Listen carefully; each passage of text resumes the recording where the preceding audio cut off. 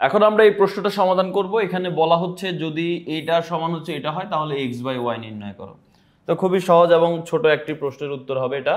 So আমরা যেটা দেওয়া আছে সেটা আমরা লিখবো, তার থেকে আমরা x/y নির্ণয় করব। সো প্রথমে যেটা দেওয়া ছিল প্রশ্নে সেটা আমরা এখানে লিখলাম। তো এই যে এটা সমান হচ্ছে এইটা। এখন আমরা দুইটার ভিত্তি সেম করে ফেলার চেষ্টা করব। তো দুইটার ভিত্তি আমরা 3 করব। 27 কে কি লেখা যায়? 3 কিউব লেখা যায়।